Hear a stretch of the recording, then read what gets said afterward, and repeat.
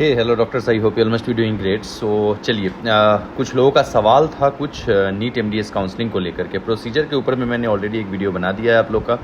उसी प्रोसीजर से रिलेटेड कुछ सवाल हैं। ओके, चलिए, तो उसी प्रोसीजर से रिलेटेड कुछ सवाल हैं जिसको कि हम लेकर के चलेंगे आगे। तो चलिए सवालों को स्टार्ट करते हैं। सबसे पहले काउंसलिंग का फ्लो स्कीम आपको समझ में आना चाहिए कि सबसे पहले होगा क्या कि ऑनलाइन का एमसीसी काउंसलिंग स्टार्ट होगा, रजिस्ट्रेशन होगा, पेमेंट होगा, सारा सिक्योरिटी डिपॉजिट होगा। उसके बाद फिर चॉइस लॉकिंग का एक पर्टिकुलर डेट आएगा, उस फर्स्ट राउंड का सीट हो जाएगा। यदि फर्स्ट राउंड में आपको सीट अलॉट होता है तो आप दो काम कर सकते हो। या तो आप रिपीट करोगे कॉलेज को कि भाई रिपोर्ट कर दोगे कॉलेज को कि हाँ भाई मुझे जो सीट आपने दिया है वो सीट मुझे चाहिए, नहीं तो आप फ्री एग्जिट ले पाओगे। यहाँ पर फ्री एग्जिट का अपॉर्चुनिटी आपके पास अवेलेबल है। अब दूसरा कंडीशन ये हो सकता है कि आपको सीट ही नहीं मिला, तो आप कोई दिक्कत नहीं है, आप फर्दर राउंड में काउंसलिंग में पार्टिसिपेट कर लोगे, ठीक है ना। राउंड 1 में जो कैंडिडेट रजिस्ट्रेशन नहीं कर पाए हैं वो सेकेंड राउंड में भी रजिस्ट्रेशन कर सकते हैं, कोई दिक्कत नहीं है। लेकिन जो ऑलरेडी रजिस्टर्ड कैंडिडेट है उनको करने की जरूरत नहीं है।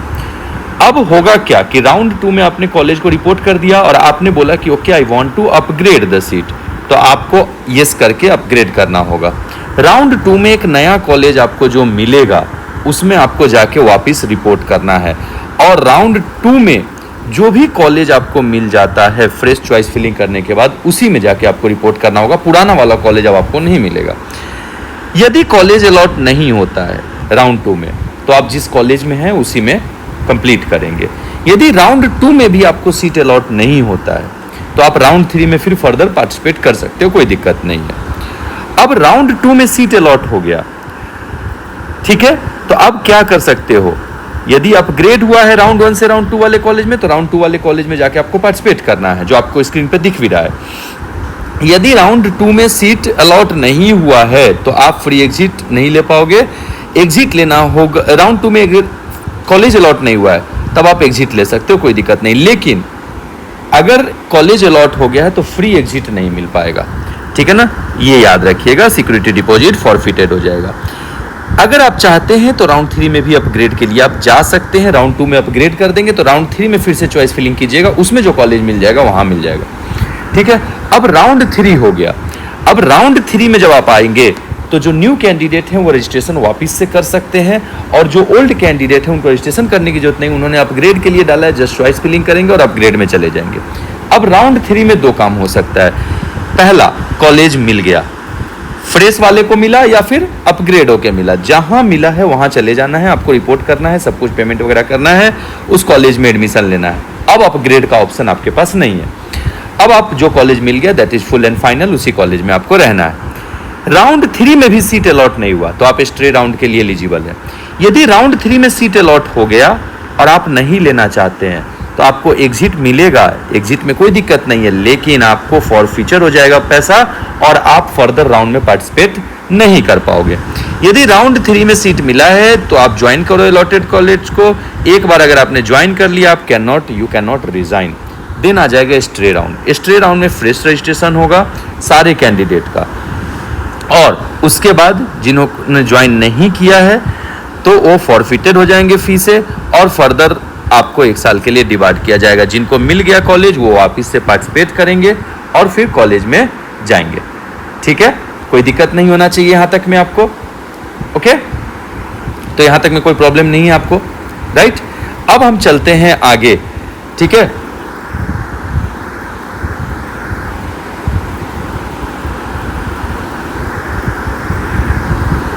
कि क्या फीस लगेगा, ठीक है ना, दैट इज वेरी इंपॉर्टेंट। वो एक इंपॉर्टेंट पार्ट है, जो पैसा आपका है वो एक इंपॉर्टेंट पार्ट है।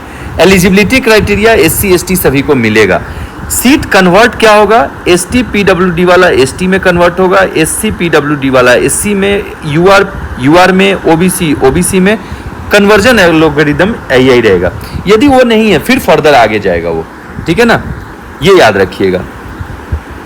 और ऑल इंडिया में कैसे रहेगा, 50% ऑल इंडिया कोटा, 50% इंटरनल मौलाना आज़ाद कोटा, ये मिलता है, ठीक है ना। मौलाना आज़ाद वालों के लिए बेनिफिट है कि वो उनको वो चीज़ मिलता है।